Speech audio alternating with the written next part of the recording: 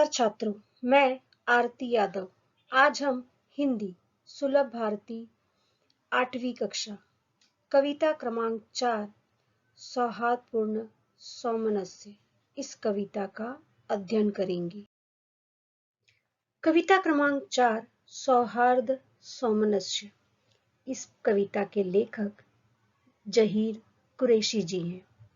बच्चों, यह कविता दोहा साहित्य की ऐसी विधा है जिसमें 2 पंक्तियों में गहरी बात कह दी जाती है। प्रस्तुत दोहों में जहीर कुरैशी जी ने समाज में व्याप्त ऊंच नीच की भावना, नफरत, स्वार्थ आदि के दुष्परिणाम बताते हुए इनका परित्याग करने की प्रेरणा दी है। कुरैशी जी का मानना है कि अनेकता में एकता भारतीय संस्कृति की शान है। हमें भाईचारे की भावना का पोषण करते हुए मिलजुल कर रहना चाहिए। तो बच्चों, चलो हम चलते हैं जहीर कुरैशी जी के बारे में कुछ थोड़ा जानकारी लेंगे। जहीर कुरैशी जी, जिनका जन्म 1950 गुना मध्य प्रदेश में हुआ है। इनका परिचय कुछ इस प्रकार है। आपकी रचनाएं अंग्रेजी, गुजराती, मराठी, पंजाबी आदि भाषाओं में अनुदित हो चुकी है। आपको इनका पोरेटेड सम्मान, गोपाल सिंह नेपाली सम्मान प्राप्त हुआ है। तो बच्चों, इनकी कुछ प्रमुख कृतियां भी हैं। एक टुकड़ा धूप, लेखनी के स्वप्न, चांदनी का दुख, भीड़ में सबसे अलग, पेड़ तनकर भी नहीं टूटा, गजल संग्रह। यानी बच्चों, यह एक गजल संग्रह है। वो क्या है? पेड़ तनकर भी नहीं टूटा आदि। तो इस तरह बच्चों, यह है हमारे जहीर कुरैशी जी का परिचय। ठीक है बच्चों, तो चलो अब हम चलते हैं पद्य संबंधी थोड़ी सी जानकारी लेंगे। बच्चों, अब हम चलते हैं पद्य संबंधी थोड़ी सी जानकारी लेंगे। वो क्या है? प्रस्तुत दोहे में जहीर कुरैशी जी ने छोटे बड़े के भेद मिटाने, नफरत स्वार्थ आदि छोड़ने के लिए प्रेरित किया है। आपका मानना है कि अनेकता में एकता, यही हमारे देश की शान है, अतः हमें मिलजुल कर रहना चाहिए। तो बच्चों, इस कविता से जहीर कुरैशी जी ने हमें प्रोत्साहित किया है, हमें प्रेरणा दी है कि हमें मिलजुल कर रहना चाहिए। हमारे मन में जो एकता की भावना रहनी चाहिए, ताकि हम मिलजुल कर हमारे देश की शान बने, यानी हमारे देश का नाम आगे बढ़े। तो चलो बच्चों, हम अपनी कविता की पंक्तियों पर चलते हैं। चलो बच्चों, हम अपनी कविता की पंक्ति पहले पढ़ेंगे। वो छोटा मैं हूं बड़ा, वो छोटा मैं हूं बड़ा, ये बातें हैं निर्मूल, उड़कर सिर पर बैठती निज पैरों की धूल। कहने का अर्थ क्या है यहाँ पर बच्चों? वो छोटा है मैं बड़ा, ये बातें निर्मूल, उड़कर सिर पर बैठती निज पैरों की धूल। नफरत ठंडी आग है, इसमें जलना छोड़, नफरत ठंडी आग है, इसमें जलना छोड़, टूटे दिल को प्यार से जोड़ सके तो जोड़। तो बच्चों, यहाँ पर हम अब इसका भावार्थ सरल शब्दों में देखेंगे। यहाँ पे कवि क्या कहना चाहते हैं? कवि कहना चाहते हैं कि स्वयं को बड़ा मानते हुए दूसरों को छोटा समझना व्यर्थ की बातें हैं। हमें इनका त्याग करना चाहिए।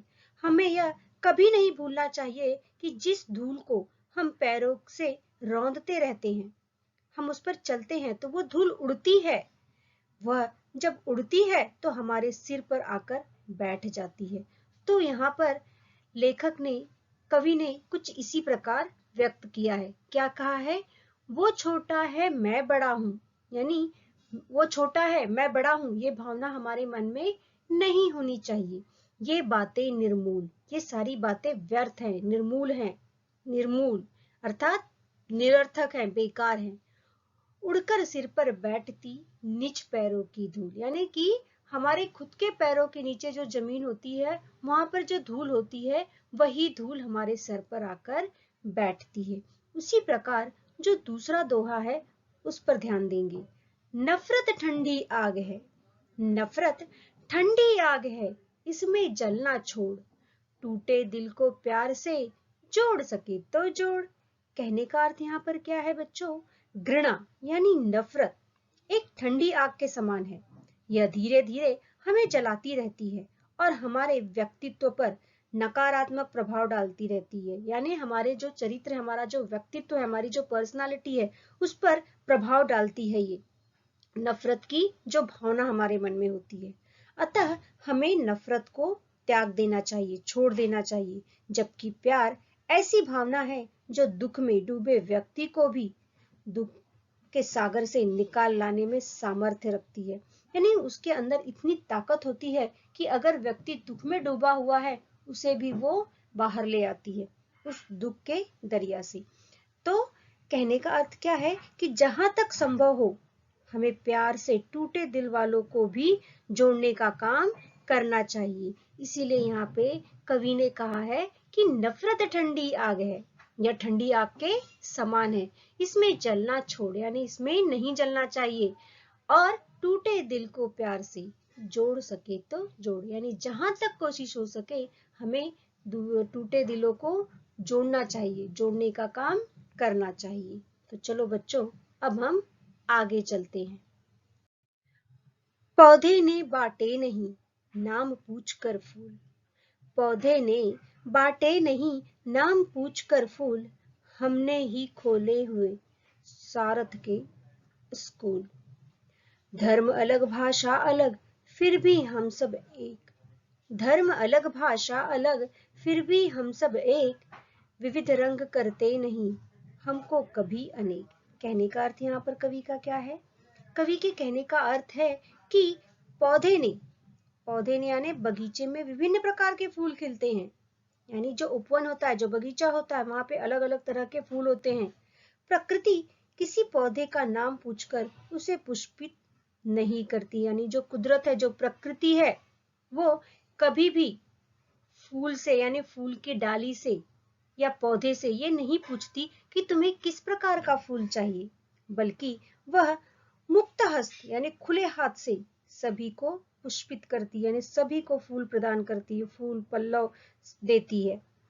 यह तो हम मनुष्य ही हैं, यानी हमारा स्वभाव ऐसा है जो स्वार्थी भरा है, जो स्वार्थ की भावना से ग्रसित है। हमारे हर कार्य में पहले स्वार्थ सामने आ खड़ा होता है। यानी हम कोई भी काम करते हैं तो सबसे पहले हम अपना फायदा देखते हैं। उसी तरह अगली पंक्तियों में लेखक ने क्या कहा है? धर्म अलग भाषा अलग फिर भी हम सब एक, रंग करते नहीं हमको कभी अनेक। कवि यहाँ क्या कह रहा है? कवि कहते हैं कि हमारे देश में अनेक धर्मों को मानने वाले लोग रहते हैं, साथ ही यहाँ अनगिनत भाषाएं, अनगिनत बोलियां बोली जाती हैं, फिर भी हम सब भारतवासी हैं। यानी फिर भी हम एक ही देश के रहने वाले हैं, भारतवासी। धर्म भी भिन्न है, यानी धर्म में भी भिन्नता पाई जाती है, भाषा में भिन्नता है, रंग रूप अलग हैं, रंगों का भेद है। कोई भी तत्व हमारी एकता को प्रभावित नहीं कर सकता, चाहे रंग ले लो, चाहे रूप ले लो, चाहे, यानी हमारे देश में विभिन्नता है परंतु फिर भी यहाँ पर एकता है, और कोई ऐसी चीज नहीं जो हमारी एकता को तोड़ सके। ठीक है बच्चों, तो चलो अब हम आगे चलते हैं। जो भी करता प्यार वो पा लेता है प्यार, जो भी करता प्यार वो पा लेता है प्यार, प्यार नकद का काम है रहता नहीं उधार, जर्रे जर्रे में खुदा कण कण में भगवान, लेकिन जर्रे को कभी अलग न कण से मान। कहने का अर्थ यहाँ पे कवि का क्या है? कवि कहना चाहते हैं कि जो भी प्यार करता है, यानी जो प्यार से मिलता है, जो प्यार देता है, वो उधारी नहीं रखता, वो उधार की भावना यहाँ पर नहीं होती। यानी कहने का अर्थ यहाँ पे कवि क्या कह रहे हैं? प्यार वह भावना है, यानी ऐसी भावना है कि जिसका बदला प्यार से ही मिलता है, अर्थात जिससे हम प्यार से व्यवहार करते हैं वो हमारे साथ भी वैसा ही व्यवहार करता है। प्यार के कारण माहौल भी सुंदर हो जाता है और प्यार पाने वाला व्यक्ति अपनी भावना को अभिव्यक्त करते हुए तुरंत वैसा ही व्यवहार हमारे साथ करता है, वैसा ही जवाब हमें वो देता है। और जर्रे जर्रे में खुदा कण कण में भगवान, लेकिन जर्रे को कभी अलग न कण से मान। यहाँ पे कहने का अर्थ क्या है? यहाँ पे कवि कहना चाहते हैं कि खुदा इस दुनिया के जर्रे जर्रे में व्याप्त है, यानी भगवान, खुदा, अल्लाह यहाँ के जर्रे जर्रे यानी कण कण में है, कण कण में विद्यमान है। उसी प्रकार भगवान भी कण कण में है। चाहे खुदा कह लो चाहे भगवान, वो हर कण में हर जगह मौजूद है। फिर भी हम मनुष्यों को यह जानना चाहिए कि जर्रा और कण एक दूसरे से अलग नहीं है। उसी प्रकार खुदा और भगवान में भी कोई अंतर नहीं। उन्हें एक दूसरे से अलग नहीं समझना चाहिए। चाहे हम हिंदू हो चाहे हम मुसलमान, हमारे धर्म ग्रंथ कोई भी हो, कुरान, गीता, बाइबल, कोई भी धर्म ग्रंथ हो, लेकिन हर धर्म ग्रंथों का एक ही संदेश है कि हमें इंसानियत, मानवता का ख्याल कर रखना चाहिए। हमें इंसानियत रखनी चाहिए और शांति के साथ हमें अपना जीवन बिताना चाहिए। तो उसी तरह चाहे खुदा हो चाहे भगवान, वह हर कण में मौजूद है, हर जगह मौजूद है, हर जगह व्याप्त है। फिर भी हमें एक दूसरे से इसे अलग नहीं समझना चाहिए, इसमें कोई अंतर नहीं समझना चाहिए। तो चलो बच्चों, अब हम अगली पंक्तियों पर चलते हैं। इसलिए हम प्यार की करते साज संहार, नफरत से नफरत बढ़े, बढ़े प्यार से प्यार। भांति भांति के फूल हैं फल बगिया की शान, भांति भांति के फूल हैं फल बगिया की शान, फल बगिया लगती रही मुझको हिंदुस्तान। यहाँ पे कवि के कहने का अर्थ क्या है बच्चों? यहाँ पे कवि कहना चाहते हैं कि हमें प्यार की भावना को कभी मलिन होने नहीं देना चाहिए, यानी उसे छोटा नहीं करना चाहिए। प्यार को संभालना चाहिए। हमें यह कभी नहीं भूलना चाहिए कि नफरत सदा नफरत को ही जन्म देती है और प्यार सदा प्यार को ही बढ़ाता है। जिससे हम प्यार से व्यवहार करते हैं वो हमारे साथ वैसा ही व्यवहार करेगा। जिसके साथ हम नफरत का व्यवहार करेंगे वो भी हमारे साथ वैसा ही व्यवहार करेगा। इसीलिए कवि ने यहाँ हमें कहा है कि नफरत से नफरत बढ़े और बढ़े प्यार से प्यार। तो कहने का अर्थ क्या हुआ? यानी हम जिस प्रकार का व्यवहार करेंगे, हम जिस प्रकार का बर्ताव रखेंगे, उसी तरह हमें जवाब भी मिलेगा। नफरत करेंगे तो नफरत बढ़ेगी और प्यार करेंगे तो प्यार बढ़ेगा। उसी प्रकार अगली पंक्तियों में कवि क्या कहते हैं? भांति भांति के फूल हैं फल बगिया की शान, फल बगिया लगती रही मुझको हिंदुस्तान। कहने का अर्थ क्या है यहाँ पर कवि का? कि बगीचे में विद्यमान है भांति भांति के फूल, फल, ठीक है, यानी बगीचे की शोभा किससे बढ़ती है? अलग अलग तरह के फूल और फलों से। उसी प्रकार हमारा प्यारा देश, हमारा हिंदुस्तान, भारत, यह एक बगीचे के समान है जिसमें विभिन्न प्रकार के फूल यानी विभिन्न प्रकार के भाषा भाषी के लोग रहते हैं, विभिन्न प्रकार के धर्म के लोग रहते हैं, विभिन्न प्रकार के इनके रहन सहन है, इनका खान पान अलग अलग है और यही विभिन्नता हमारे देश की शोभा को बढ़ाता है। यही हमारी शोभा, हमारी शान बढ़ाता है। तो चलो बच्चों, अब हम अगली पंक्तियों पर चलते हैं। हम सब जिसके नाम पर लड़ते हैं हर बार, हम सब जिसके नाम पर लड़ते हैं हर बार, उसने सपने में कहा लड़ना है बेकार। कितना अच्छा हो अगर जले दीप से दीप, ये संभव तब हो सके आए दीप समीप। तो कहने का अर्थ यहाँ पर कवि का क्या है कि कवि कहते हैं कि हम जिसे भगवान के नाम पर, यानी हम जिस भगवान के नाम पर बार बार लड़ते हैं, झगड़ते हैं, आपस में मारपीट करते हैं, उसी भगवान का कहना है कि लड़ाई झगड़ा व्यर्थ है, बेकार है। इस लड़ाई से तो हानि ही हानि होती है और हमें कुछ नहीं प्राप्त होता, हमें कुछ नहीं मिलता। अतः हमें धर्म के नाम पर लड़ाई झगड़ा नहीं करना चाहिए, इसे बंद कर देना चाहिए। हमें लड़ना झगड़ना नहीं चाहिए, चाहे किसी भी धर्म का, चाहे किसी भी जाति का हो। भगवान का कहना तो एक ही है कि हमें लड़ना झगड़ना नहीं चाहिए। उसी तरह यहाँ पे कवि ने कहा है कि हम सब जिसके नाम पर लड़ते हैं हर बार, उसने सपने में कहा लड़ना है बेकार, यानी हम भगवान के नाम पर लड़ते हैं और वही भगवान हमारे सपने में आकर क्या कह गया कि ये लड़ना, ये लड़ाई, ये बेकार है, यानी लड़ना झगड़ना बेकार है। चलो अगली पंक्तियों पर चलते हैं। कितना अच्छा हो अगर जले दीप से दीप, कितना अच्छा हो अगर जले दीप से दीप, ये संभव तब हो सके आए दीप समीप, ये संभव तब हो सके आए दीप समीप। यहाँ पर कवि क्या कह रहे हैं? कवि कहते हैं कि यदि सभी देशवासी भाईचारे के साथ रहे, यानी सारे देश के लोग अगर मिलजुल कर रहें, जिस तरह भाई भाई से मिलता है, तो कितना अच्छा हो। जिस प्रकार प्रकाशित दीप से अनेक दीप जलाकर दीप मालिका तैयार हो जाती है, यानी अगर दीप से दीप को जोड़ता जाए तो दीपों की माला तैयार हो जाती है। उसी प्रकार सभी धर्मों के लोग नफरत को भुलाकर सद्भावना पूर्वक अगर एक दूसरे के नजदीक आ जाएं, तब यह भावना साकार हो सकती है, यानी भाईचारे की जो भावना है वो साकार हो सकती है। तो इसलिए यहाँ पे कवि ने क्या कहा? कितना अच्छा हो अगर जले दीप से दीप, ये संभव तब हो सके आए दीप समीप। तो बच्चों अब हम चलते हैं अपने स्वाध्याय पर।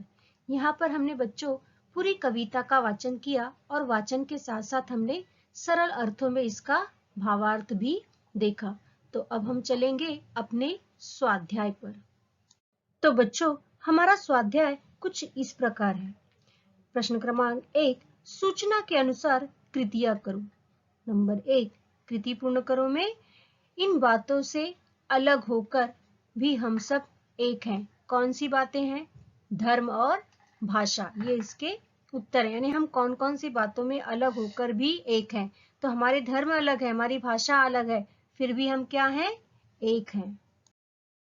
चलो बच्चों अब हम चलते हैं प्रश्न क्रमांक 2, बगिया की शान। बगिया की शान कौन कौन है? फूल और फल। ये क्या है बच्चों? उत्तर। तो बगिया की शान क्या है? फूल और फल। उसी प्रकार प्रश्न क्रमांक 2, कविता में इस अर्थ में प्रयुक्त शब्द लिखिए। यानी जो शब्द मैंने आपको दिए हैं उन शब्दों का कविता में कौन से शब्द दिए गए हैं। जैसे मैंने यहाँ पर आपको दिया दीपक, दीपक यानी दीप। उसी प्रकार दूसरा पुष्प, पुष्प यानी फूल। तिरस्कार, तिरस्कार यानी नफरत। नंबर 4 क्या है? प्रेम, प्रेम यानी प्यार। तो ये सारे शब्द कविता में इन शब्दों के लिए आए हैं। चलो अब हम आगे चलते हैं। चलो बच्चों अब हम चलते हैं प्रश्न क्रमांक 3 पर। कविता में प्रयुक्त विलोम शब्दों की जोड़ियां लिखो। तो बच्चों पूरी कविता में आपको विलोम शब्द अर्थात विरुद्धार्थी शब्द आए हुए हैं। जैसे पहली ही लाइन में दिया है, मैं छोटा मैं हूं बड़ा, वो छोटा मैं हूं बड़ा, यानी कि छोटा और बड़ा शब्द। तो यहाँ पर आपको दिया गया है छोटा और बड़ा शब्द। उसी प्रकार और भी बहुत से शब्द आपकी कविता में आए हुए हैं जो विरुद्धार्थी शब्द की जोड़ियां हैं। आपको उसे ढूंढकर अपनी नोटबुक यानी कॉपी में लिखना है।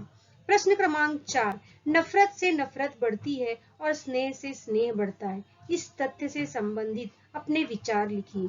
तो कहने का अर्थ क्या हुआ बच्चों कि नफरत से नफरत यानी नफरत अगर हम करेंगे तो नफरत ही मिलेगी, और स्नेह यानी प्यार करेंगे तो हमें प्यार ही मिलेगा। तो इसी तरह आप इस बारे में क्या सोचते हैं उसे आपको अपने शब्दों में लिखना है। प्रश्न क्रमांक 5, शालेय बैंड पथक के लिए आवश्यक सामग्री खरीदने हेतु अपने विद्यालय के प्राचार्य से विद्यार्थी प्रतिनिधि के नाते अनुमति मांगते हुए निम्न प्रारूप पत्र लिखे। यानी कि आपको यहाँ पे पत्र का प्रारूप तैयार करना है और उसे अपनी कॉपी में लिखना है। तो बच्चों चलो आगे चलते हैं। तो बच्चों इस प्रकार जहीर कुरैशी जी ने हमें इन दोहों के माध्यम से भेदभावना यानी नफरत, स्वार्थ, ये सारी चीजें छोड़ने के लिए कही और हमें अनेकता में एकता की बातें दिखाई है। और हमें अपने देश के हित के बारे में, अपने देश की शान के बारे में सोचना चाहिए और मिलजुल कर रहना चाहिए। तो बच्चों यहीं पर हमारी कविता पूरी होती है। धन्यवाद।